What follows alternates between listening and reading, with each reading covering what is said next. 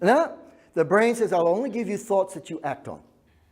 Now, I call it the front desk secretary brain. It's technically called brain stem reticular formation, but I talk to footy players. What happens is that if I'm your secretary, and I give you a message from Fred Bloggs and you don't ring him, I give you another message, Fred Bloggs, you don't ring him. I give you a third message, Fred Bloggs, you ring somebody else. What do? I stop giving the message, correct? If I give a message from Sam Smith, you ring right away, I keep giving the message. That's the way the brain works. If every time I pick up the phone and pick up the cigarette, as soon as the phone rings, the brain gives me cigarette cravings.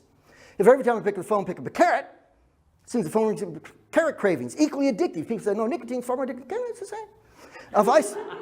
If I swear all my life like a trooper, become a priest, I say, here's the effing Eucharist. My brain hasn't worked out, probably not a good word to use in church.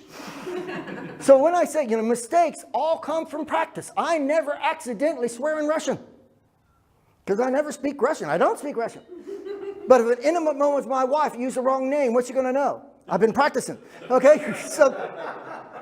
So this is a powerful thing. So you get in icy cold water, and the brain says, get out, it's cold, and you keep swimming.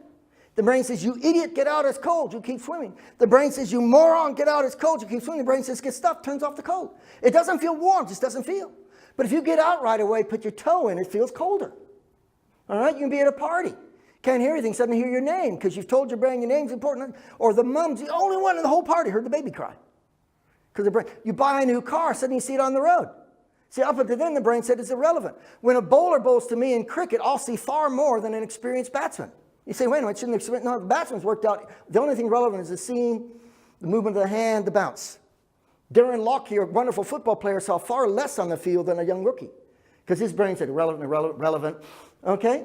So that's, the brain is really a willing slave in that sense. So that's useful because we now know that if we act on a message, it will get louder. If we don't, I used to live near a refinery, couldn't smell it.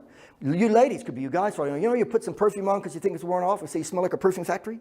Or us guys say hi and people die with body odor. And when I say, why can't you smell it? They say, we're used to it. No, you just don't act on it. Girls don't go, impulse, pizzazz. We don't go, I wish I hadn't done that. Anyway, we don't do that. So the brain says it's irrelevant.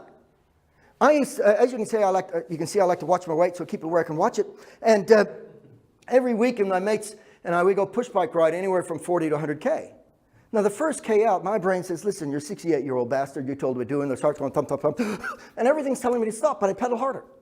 At the end of 80K, I'm less tired than one. You've all done the same thing. After 5 minutes of training, you think you're knackered. An hour later, you feel less tired. At the beginning of the day, I'll never get through the day. At the end of the day, you feel less tired. That makes no sense physiologically, but emotionally, it does. Psychologically, the brain said, since I gave you the message, you didn't act on it, I'll give you less messages.